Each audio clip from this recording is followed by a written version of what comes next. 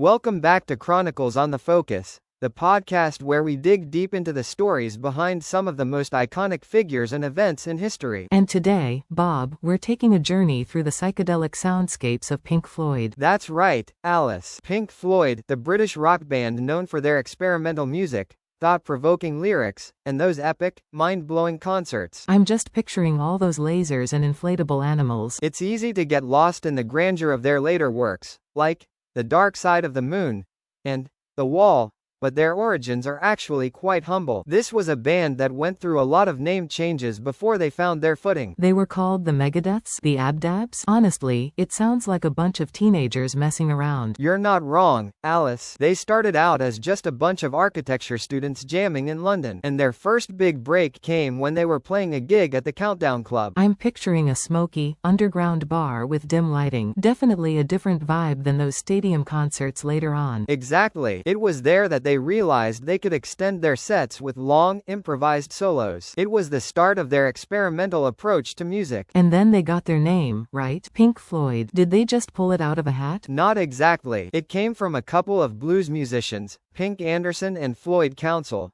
whose records Syd Barrett had in his collection. But I think it's fascinating that the name came from a moment of improvisation, just like their music. Oh, you're right. They were a band that embraced the unexpected, and that really shows in their music. Those extended instrumentals, the thought-provoking lyrics, the way they used sound as a form of expression. They were really pushing the boundaries of rock music. Absolutely. And of course, we can't forget the incredible lineup of members that contributed to their sound. Syd Barrett, Roger Waters, Nick Mason, and Richard Wright. Each one brought their own unique talents to the table. They were like the Beatles of the psychedelic era, only way more experimental. And we're just scratching the surface here. We haven't even touched on The Dark Side of the Moon yet. No, that's a whole other episode in itself. We'll delve deeper into their music and their story next time. But for now, I think it's safe to say that Pink Floyd left an indelible mark on the world of rock music. They truly did. And they continue to inspire musicians and listeners alike. So, thank you all for joining us on this journey through the world of Pink Floyd. Until next time, keep on rockin'.